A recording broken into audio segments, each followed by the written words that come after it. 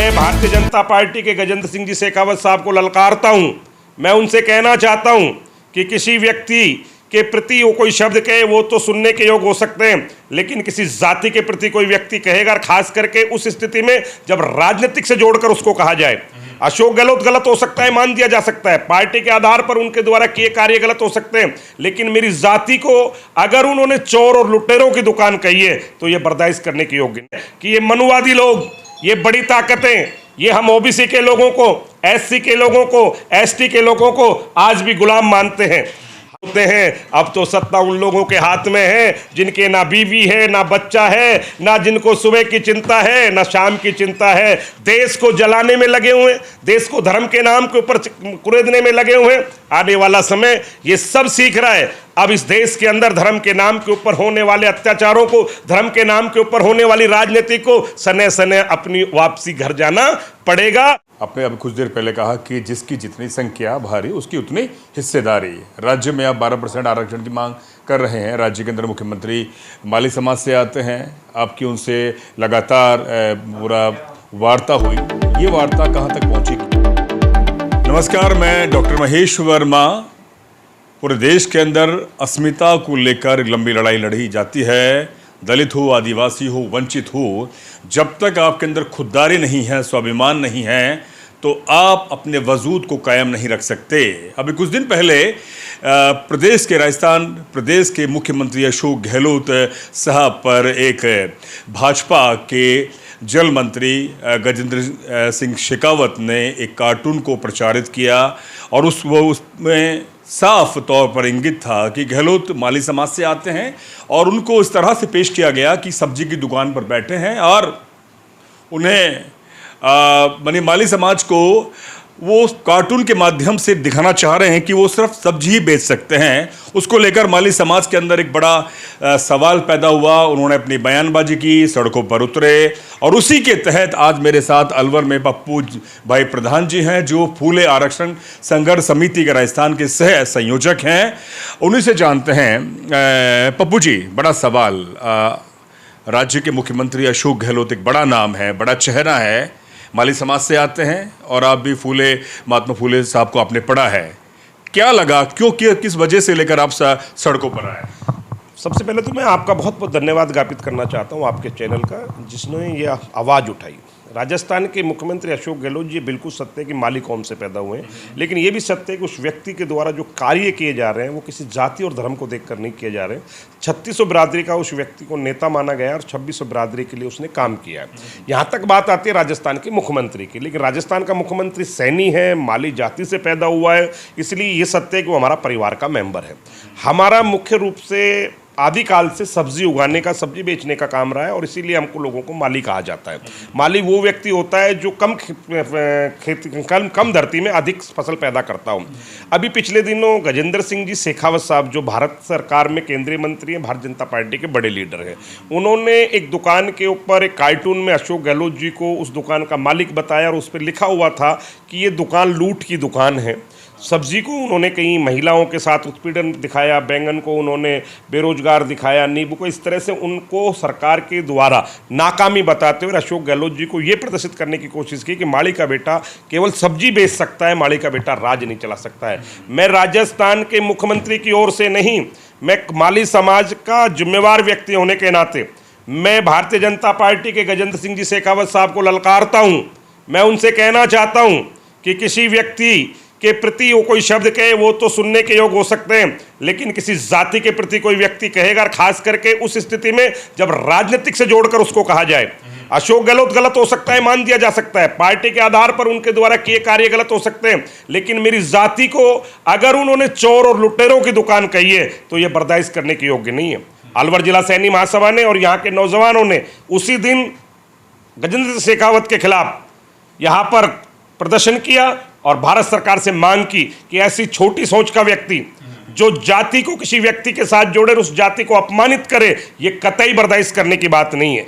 इस तरह का अगर कोई काम, उन्होंने अब भी माफ़ी नहीं मांगी, तो मैं भारत के प्रधानमंत्री से कहना चाहूँगा कि जो सबका विकास और सबका साथ की बात करते हैं वो अपने मंत्रियों पर नियंत्रण करें और किसी जाति विशेष के ऊपर इस तरह का प्रश्न चिन्ह करते हैं, उससे साफ नजर आता है कि ये मनुवादी लोग, ये बड़ी ताकतें, ये हम ओबीसी के लोगों को, एससी के लोगों को, एसटी के लोगों को आज भी गुलाम मानते हैं। हम उनको आगाह कर देना चाहते हैं कि जाति आधारित अगर दोबारा उन्होंने इस तरह की कोई वाक्य किया, वो पार्टी के खिलाफ कहें, वो अशोक गहलोत के खिलाफ कहें, वहां तक तो रही उनकी बात, लेकिन अगर उन्होंने जाति के खिलाफ कोई बात की तो वो सुनने और समझने योग्य नहीं होगी। हम सब जातियों का सम्मान करते हैं, हम ये भी चाहते हैं कि हमारी जाति का भी सम्मान हो। अगर हमारी जाति के अपमान किसी ने किया, वो बर्दाश्त नहीं किया जाएगा। जी, एक बड़ा सवाल इसी में आपने कहा, जाति का अगर अपमान किया जाता है खास तौर पे, क्योंकि बहुत मेहनतकश जाति है और महात्मा फूले आपके अग्रज रहे, आपके एक बड़ा नाम है, बाबा साहब के वैचारिक गुरु, तो कहीं ना कहीं आपको नहीं लगता कि माली समाज अब धीरे धीरे महात्मा फूले को पढ़ रही है, जान रही है, ये स्वाभिमान जो हमें पहला जागना चाहिए वो अब उसमें समय लगे? हम उस जाति में पैदा हुए हैं जो मेहनतकश जाति कहलाती है। हमारे यहाँ 8 साल का बच्चा भी काम करता है, 80 साल की उम्र का बच्चा भी काम करता है। हम उस जाति में पैदा हुए हैं जिस जाति के अंदर बेईमानी नहीं है। हमारी अगर मटर की टोकरी निकलेगी तो उसमें मटर ही निकलेगा, टमाटर मंडी में बेचने जाएंगे टमाटर निकलेंगे, छोटा बड़ा हो सकता है। आज प्रत्येक जीन्स के अंदर मिलावट है, लेकिन माली जो आज भी काश्त करता है, जो आज भी उसकी उपज होती है, ईमानदारी से करता है। हम लोग समझौतावादी प्रवृत्ति के लोग हैं, हम लोग आक्रामक नहीं हैं, हम लोग झगड़े को महत्वता नहीं देते हैं, लेकिन हम स्वाभिमान से जीने की मंशा रखते हैं। सैनी समाज में महात्मा ज्योतिराव फूले जैसे लोग पैदा हुए जिन्होंने इस देश की दिशा और दशा बदली, जिन्होंने गरीब, शोषित, पीड़ित और दलित के लिए कार्य किया। उसी का तो स्वरूप अशोक गहलोत है, जो आज गरीब के लिए, शोषित के लिए, पीड़ित के लिए कार्य कर रहा है। आज अशोक गहलोत से भारतीय जनता पार्टी और उनके लीडर इस कौम के उस लाल से आमने सामने के मुकाबले में तो सत्ता ले नहीं सकते। उनका मुकाबला उनके कार्यों से तो भारतीय जनता पार्टी कर नहीं पा रही है। जिस तरह की नेक नीति से अशोक गहलोत पूरे राजस्थान को चला रहा है, आज पूरे राजस्थान के अंदर आम जन के जीवन के बारे में जो उन्होंने सोचा है, उससे कहने की कोई जरूरत नहीं। अशोक गहलोत जननायक के रूप में उभरा है। अशोक गहलोत जैसा शासन शायद कोई कर नहीं पा रहा है।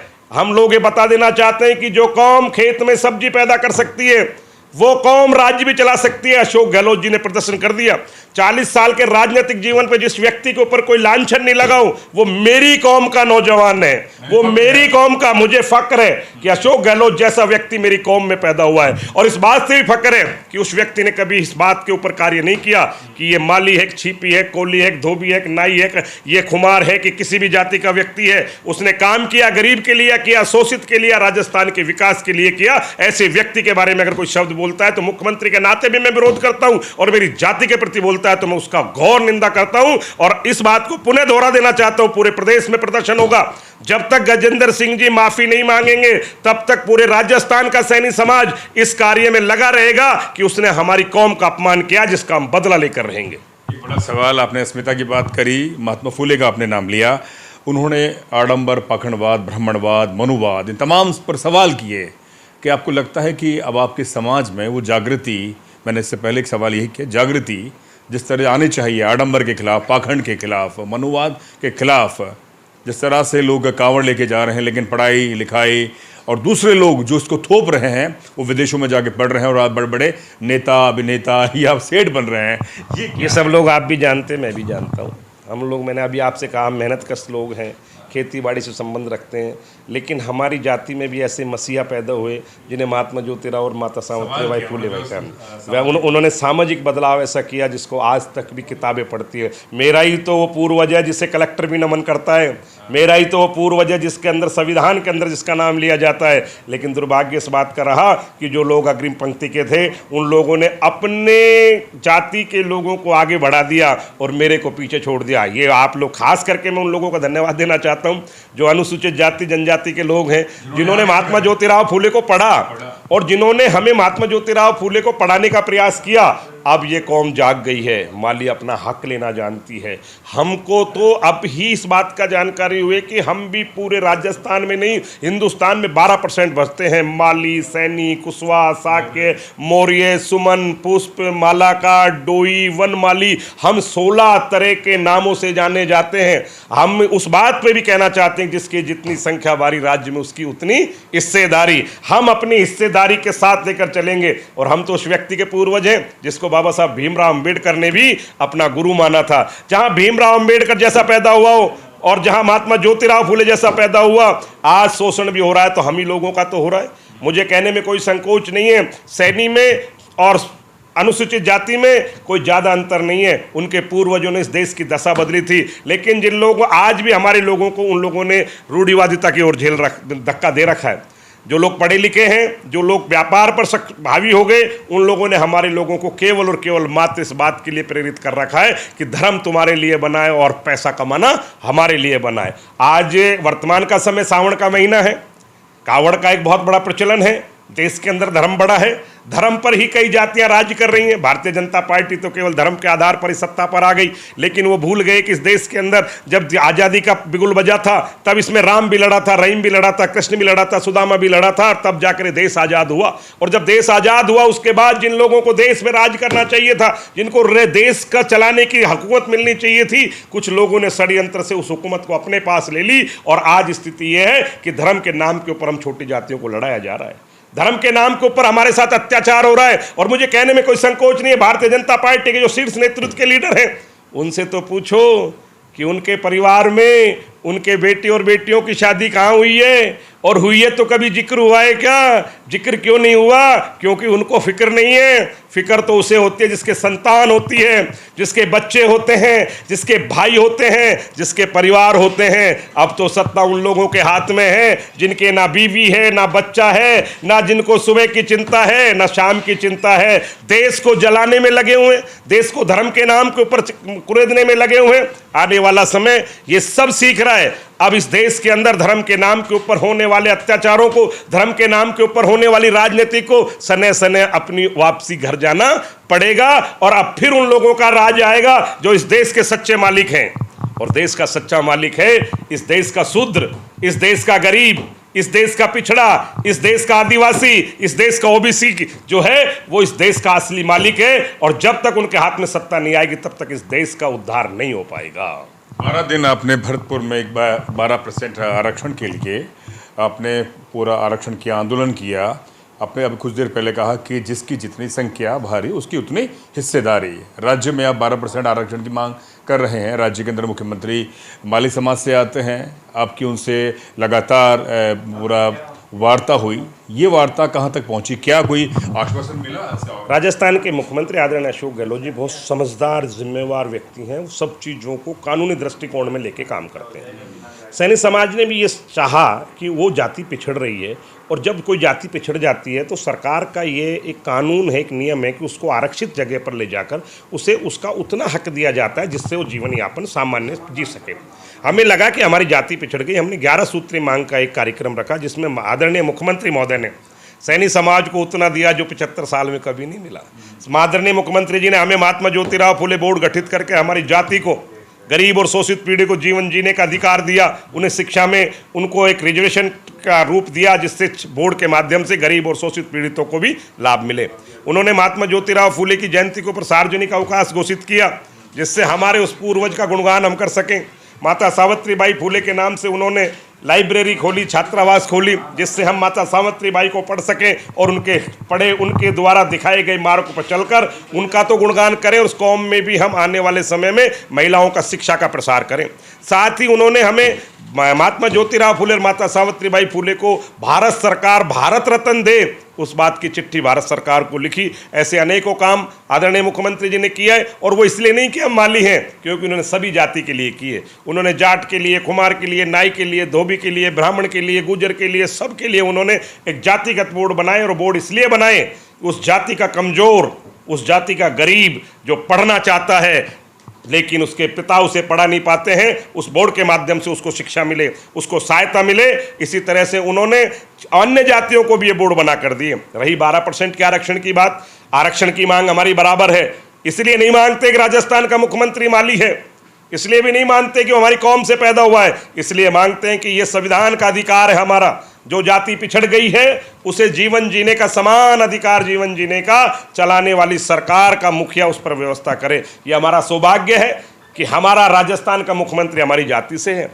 मांगना तो मुख्यमंत्री से ही है, ऐसा तो है ही नहीं कि मालियों नहीं मांगा है, ऐसा भी नहीं है कि किसी जाति का मुख्यमंत्री नहीं उसने नहीं मांगा। जब मुख्यमंत्री जी ने कहा है कि तुम संगठित होकर आओ मैं तुमको सब दूंगा, तुम मांगते मांगते थक जाओगे, मैं देता देता नहीं थकूंगा।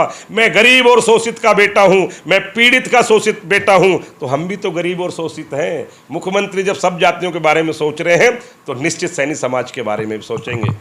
तो बिल्कुल आपको उम्मीद है कि जो 12% आरक्षण की जो आपने एक लंबी लड़ाई लड़ रहे हैं, वो इंतजार तो है लेकिन मिलेगी। उस पर काम हुआ है। मुख्यमंत्री जी ने 12% के आरक्षण की जो बात थी उसमें मुख्यमंत्री जी ने ओबीसी आयोग को चिट्ठी लिखी। एक प्रक्रिया के तहत ओबीसी आयोग उस जाति की गणना करवाता है कि उसका जीवन स्तर किस तरह का है, वहाँ की क्या स्थिति है, क्या वो आरक्षण लेने के हकदार है क्या। इस पर काम हो रहा है। कलेक्टर को चिट्ठी लिखी जा चुकी है और धीरे धीरे उसके ऊपर काम आगे बढ़ रहा है। लेकिन भारत सरकार ने जनगणना के ऊपर रोक लगा दी। एक सवाल इसी में जनगणना पे मैं अभी गोविंद सिंह डोटासरा ने कहा है कि राजस्थान के अंदर ओबीसी की जनगणना होगी और जिसकी जितनी संख्या उसी के हिसाब से पॉलिसी बनेगी, इसी का आधार ये है। और जो दूसरी विपक्षी पार्टी है भाजपा, इस पर अभी वो तंज कस रही है। जैसे बिहार में उन्होंने तंज कसा कि नीतीश कुमार कह रहे हैं कि जनगणना होनी चाहिए।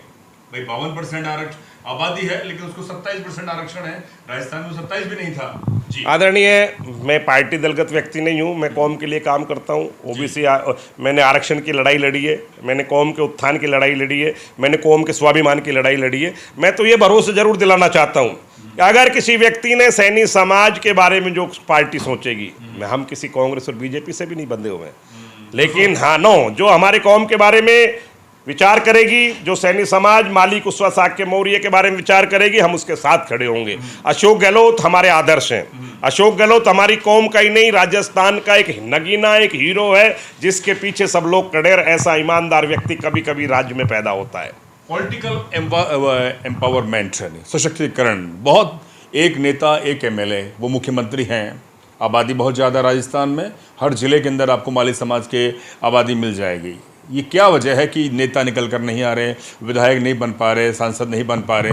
वजह क्या है? आदरणीय, हम लोगों ने अभी स्वाद नहीं चखा। जो आदमी आम का स्वाद चख लेता है उसका बेटा भी आम खाता है। क्योंकि अभी हमने आम का स्वाद नहीं चखा। अब हमको लगने लगा है, क्योंकि हमने देखा कि कोई व्यक्ति आम खा रहा था। हमने उससे पूछा भाई ये क्या है, उसने कि आम है। तो हमने कि आम कैसे मिला? वो ऐसे मिला कि सरकार ने हमें आरक्षण दिया, इसलिए मेरा बेटा कम नंबरों में भी कलेक्टर बन गया। तो हमने कहा इसका स्वाद हम भी लेना चाहते हैं। तो उसने कहा ऐसे नहीं मिलेगा, ये आम छीनना पड़ेगा, इस आम के लिए लड़ाई लड़नी पड़ेगी। जब ये आम आपके हाथ में आ जाएगा तब आपको मिठास लगेगी, तब आपका बेटा भी कलेक्टर बनेगा, आपका भाई भी आईजी बनेगा, आपकी बेटी भी डॉक्टर बनेगी। तो अब हम उस आम को खाने की इच्छा रखते हैं जिसके माध्यम से सरकार के ताले खुलते हैं, नौजवानों का भविष्य खुलता है। मेरा नौजवान का भविष्य जिस ताले में बंद है, मैं उस ताले को खोलना चाहता हूं। मेरा बेटा भी पीएमटी में डॉक्टर बनना चाहता है। 628 नंबर में प्रवेश नहीं मिलता है, 355 नंबर वाले को प्रवेश मिल जाता है। आखिर मेरे बेटे को कब इस ऐसा अवसर मिलेगा? यही तो लड़ाई लड़ रहे हैं। आरक्षण का मांग का मुख्य उद्देश्य इसलिए है कि राजस्थान का सैनी, कुशवाहा, साक्य, मौर्य सब लोग पिछड़े हुए हैं। ये लोग एससी जाति का जीवन जी रहे हैं, ये लोग एसटी की तरह जीवन जी रहे हैं। गरीब हैं, इनके पास कारोबार नहीं है, इनकी वर्तमान की स्थिति बड़ी कमजोर है। शहर के पास बसे हुए थे, जैसे जैसे शहरों का विकास हुआ इनकी जमीनें सरकार ने कम रेटों में ले ली, डीएलसी के रेट में ले ली। हम भूमिहीन हो गए, हमारे पास कोई रोजगार नहीं है। हमारे पास रोजगार है तो हमारे पास गोलगप्पे की ठेली है, परचूनी की दुकान है, चाय की ठेली। हमारे पास हीरो होंडा बनाने की फैक्ट्री नहीं, मोटरसाइकिल बनाने की फैक्ट्री नहीं है, फार्म टैक बनाने की फैक्ट्री भी नहीं है, ट्रैक्टर बनाने की। हमारे पास रोजगार तो है लेकिन वो रोजगार इतने हैं जिससे हम हमारा पेट भर सकते हैं। आर्थिक दृष्टि से बहुत कमजोर है, खेती बाड़ी है नहीं। इसलिए भारत सरकार हमें भी उन लोगों में गिने जो पिछड़े और शोषित और आदिवासियों को जो लाभ दिया है वो सैनी समाज को भी दिया जाए। जब सरकार एक रात के अंदर स्वर्ण जाति को 10% आरक्षण दे सकती है ईडब्ल्यूएस के नाम पर, और जब राजस्थान के मुख्यमंत्री गुर्जरों की लड़ाई को देखकर, उनके मुकाबले को देखकर एक रात में 5% आरक्षण दे सकती है, तो सैनी समाज भी राजस्थान का कुशवाहा, साक्य, मौर्य अपने हक के लिए लड़ाई लड़ने को तैयार है। अभी तो हमने 12% के लिए रोड रोके हैं, अगर सरकार नहीं सुनी तो हम भी चक्का जाम करना जानते हैं। आपका बहुत बहुत आभार, आपने हमारी पीड़ा सुनी, उसके लिए बहुत बहुत धन्यवाद। बहुत बहुत शुक्रिया पप्पू जी। बिल्कुल हम लगातार ऐसे ही आपसे बात करते रहेंगे।